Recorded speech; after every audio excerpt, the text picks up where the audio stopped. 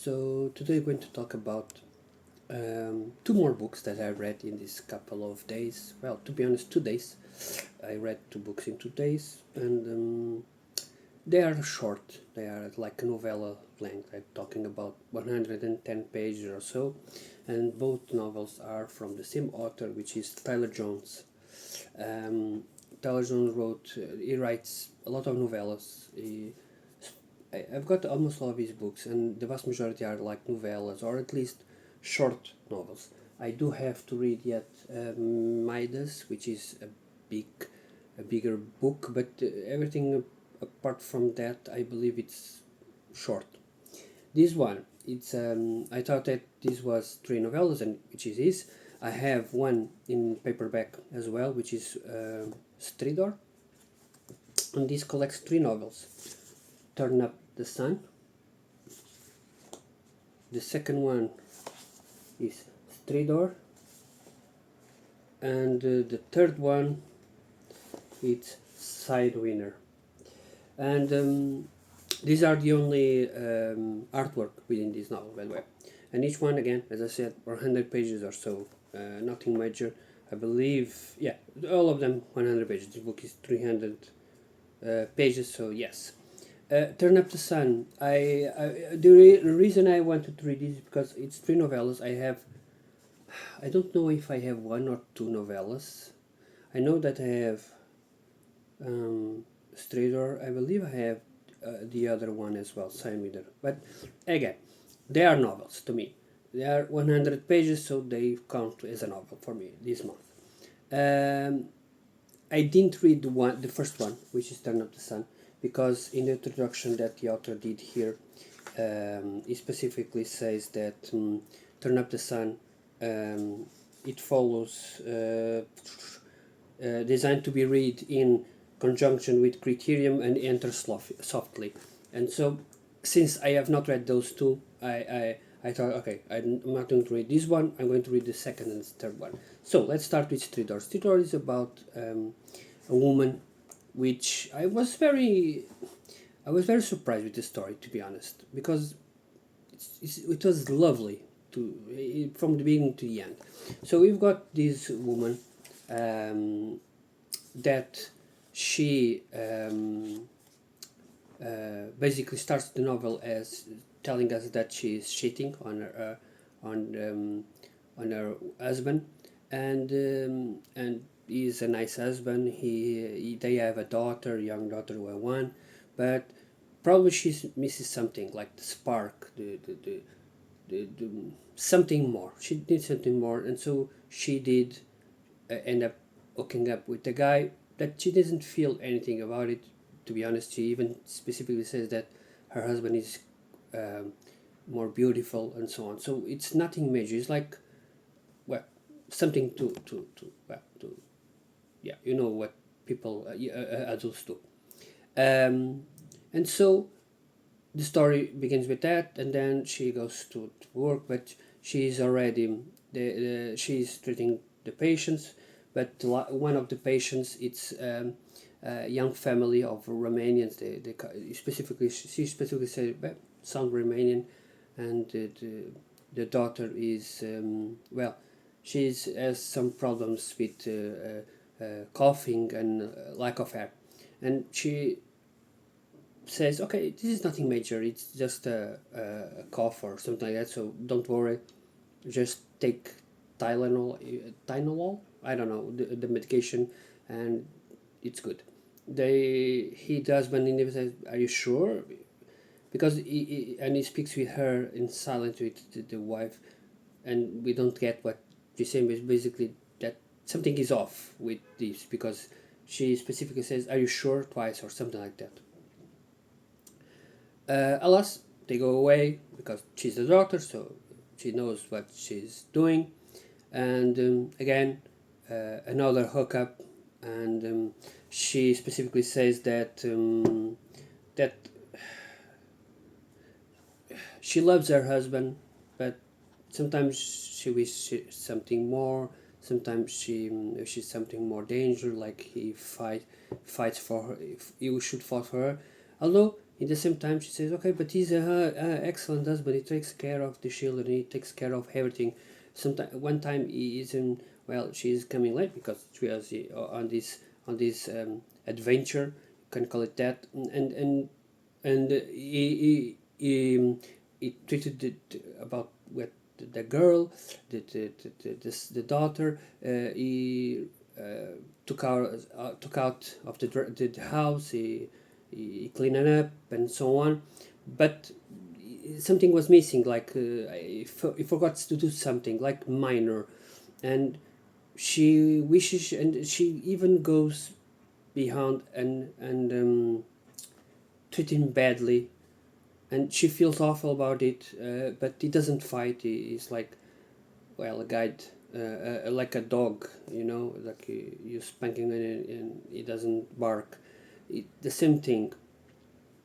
My wife is a psychology. I talk about this tale, and she says that everything that you talk about it reminds me of people with borderline syndrome, and that part I really enjoyed how the characters done, how Tylor really delve onto the psychic of this character, and then the ending it's a bit supernatural, okay, because she's bitten by a dog in the beginning, then she sees the same dog but it's bigger and bigger and bigger, and then there is a final confrontation between, well, the dog and her, and we get to understand what's the meaning behind this dog and what's the meaning behind what's the connection of this with the family and so on. Romania, they have gypsies everywhere.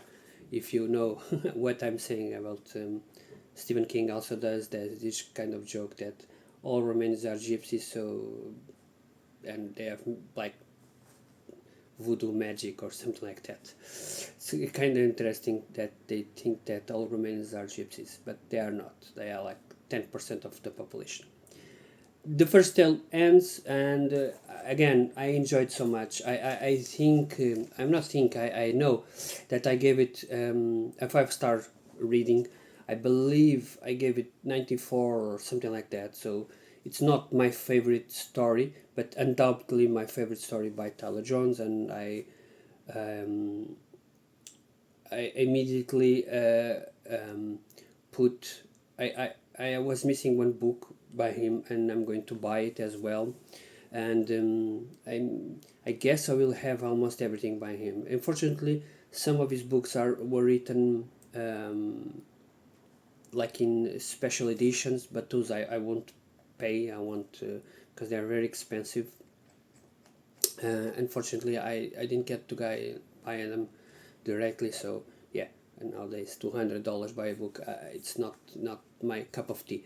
But he has one book that I'm really interested of reading, because it reminds me of something. I don't know what it is, but remind me, which is the Night of the Long Knives. But yeah, I have everything else. I believe I don't have Almost Truth. If I'm not mistaken, it's the only book I don't have. That's the book I'm going to purchase after.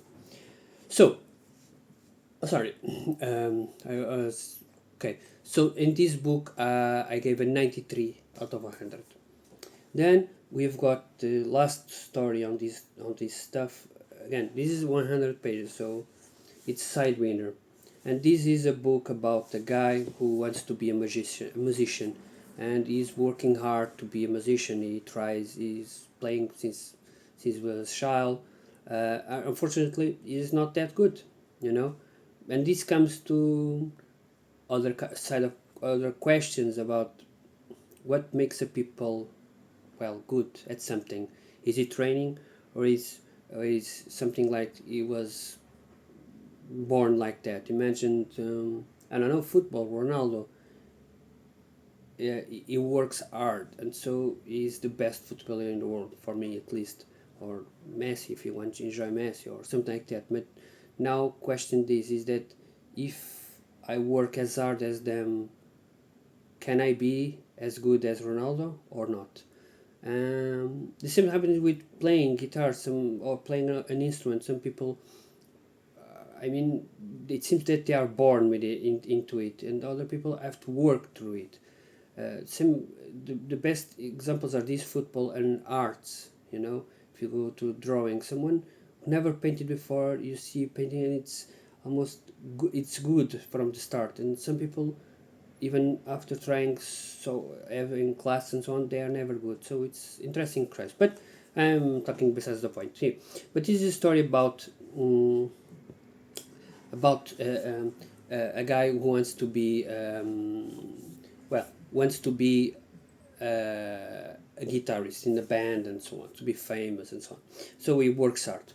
Someone then he noticed that one of the bands that he enjoys hearing, and because he's working the backstage of those bands in the venue where those bands play, he noticed that there's a pedal there that something is off with it, something is good, and so he tries to investigate a bit more about that, and the guy says, okay, you have to go to this place here, and he will, if you are worthy, he will make you one. But the guy is very, don't touch it, don't touch it, and it's very off, eerie, I mean, and you get to feeling that something is off here. So he gets to the guy says, okay, I'm going to make you one, but there are a couple of rules and so on. So he touches the rules, and then he gets that pedal, and it's, well, as he starts playing with it, something went off in him, and it plays beautiful like never before.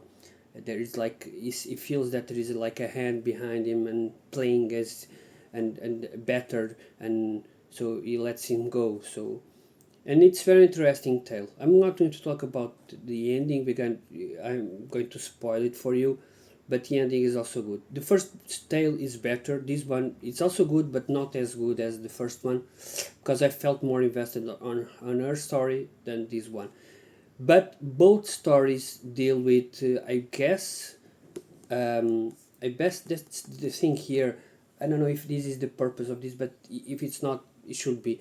It's like duality of people. Like you may have, you have the possibility of doing something, and you're choosing to doing another, and you know the two paths, and you're choosing, well, the wrong path, or the path, at least the easy path, or at least the wrong path, if you want to know. And sometimes people kind of do of that, they do that, sometimes on purpose, most of the times not on purpose, but yes, if you have a easy way or a hard way, you usually go to the easy way, you know.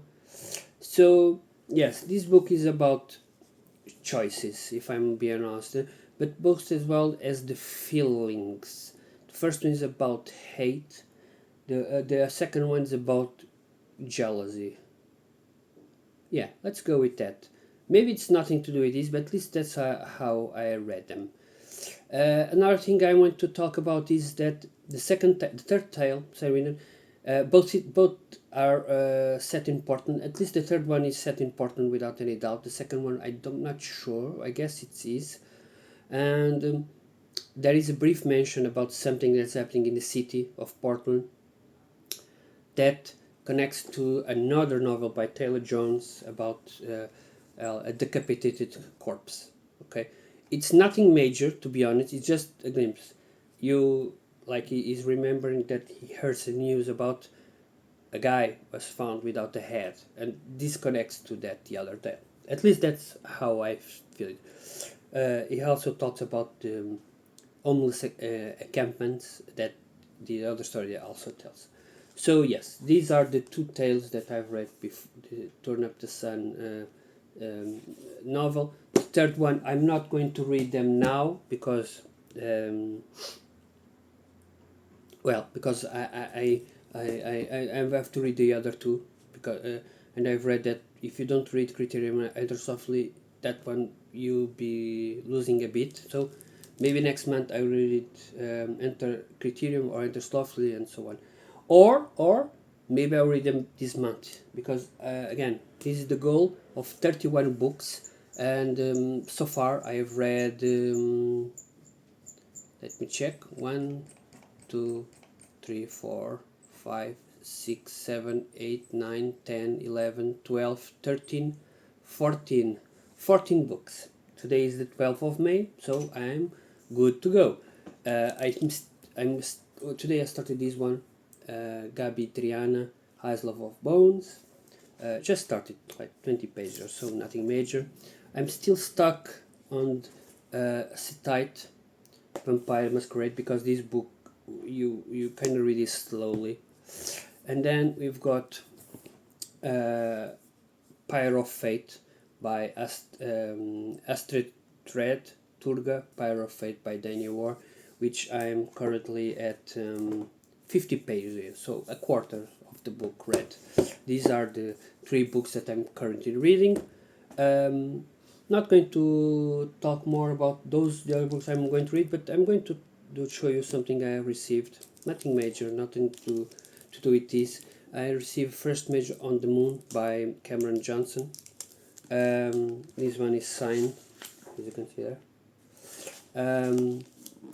Then I received 2 new books. Two of them are, well, the 3 next I'm eagerly to read in the next few months.